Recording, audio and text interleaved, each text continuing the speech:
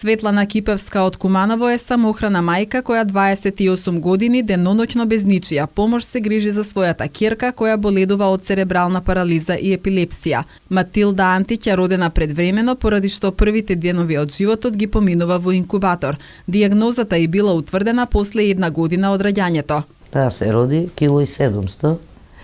Ја третира како преметурче, нели? И ја ставија во инкубатор. Што подоцна лекарите ме прашуваа дали плачеше кога се роди. Да, плачеше. Што не е тоа последица дека е така родена. И последица кај мојата ќерка е од инкубатор. Нешто што е и како е, не знам. Важно од инкубатор. Само и среќа што ја извадив, ја 10 дена беше таму во инкубатор, не дозволив повеќе и си ја зедов дома, ја си донесов. Така, после со теке на време, по лекари, таму, ваму, носење, таму. После 1 година се откри што е и како е дијагноза, овде во болница. Ја открија церебрална парализа, ми кажа, ме пратија во Скопје, на детска неврологија детска таму бев. И со докторот таму се мафтавме од 1 година до 16 години. Така, одевме. Само таблети ми даваше, некои испитивање и направи. Таблети поголема доза на таблети и друго ништо.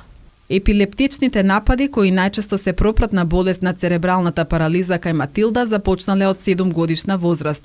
Заради финансиски проблеми на семејството, Светлана признава дека девојчето не примало редовна физикална терапија. Еднаш ми препорача од овдека од Куманово, физикална, бевме таму и после дома си правевме физикална. После 7 години почна епилептични напади. После докторот се налути на детско што ја носев, не сум ја носела редовно во Скопје. Ја не ја носев ради финансиски проблеми. Ја не можам кога сакам и како треба, затоа што само социјално живеев и од алиментација. И не можам ја кога сакам, а јас сама сум со неја, самохрана мајка. И не сакаше веќе на детско да ја гледаме, прати на неврологија за стари, ајде тука почнавме. Исто и тука исто беше, имаше испитивања, нели, ЕГ, магнетна, да се види како што е, ми кажа дека е на магнетна, кога ја носев, тука ми кажа дека е застарено. Значи, од поодамна, како што кажа, значи, од инкубаторот, само не ми кажа од што и како е. Значи, тоа беше. Потоа едно време овдека почнавме, со лекарства, со ова, она, тука во болница. Мислам, не одевме, тука одевме само по потреба. Кога ќе добиеше напади, прими терапија и си дојдеме дома, немавме свој лекар тука. Пред 3 години почнавме тука со нашиот лекар и така, во Скопје застанавме, не одевме. Светлана, како и другите семејства кои имаат деца со посебни потреби, плаќа партиципација за лекарствата на Матилда, иако според неа, овие лица би требало да бидат ослободени од оваа давачка. За разлика од лекарствата, бесплатни се сите прегледи и снимања во болниците и клиниките. Партиципација се плаќа. Значи, таблетите, се што и да е, дали за овие проблеми, за церебрална, за епилепсија, се тоа плаќаме. Еве и памперси, исто партиципација плаќаме. Не плаќам додека земав посебен додаток. Откако почнав, како го прекинаа додатокот, почнавме се да плаќаме. И се си плаќаме како и сите. Само што не плаќам, пример, прегледи, таму, нели, кога одиме, терапија, снимања, таму, еве, 2 пати ова лето бевме на клиника на неврологија, што беше многу, значи, многу лоша ситуација. Ништо не плативме, тоа да, таму ништо. И овдека, кога одиме на испитивање, ништо не плаќаме. Само лекарства, памперси, тоа да, се си плаќаме. Ја мислам дека треба овие деца со попреченост, значи, да не плаќаат никакви лекарства. Зашто и да е, не само Например, еве како сега со мојата ќерка, да кажеме, имам проблем со епилепсија и церебрална парализа. Значи, ја ги плаќам лекарствата, не само за тоа.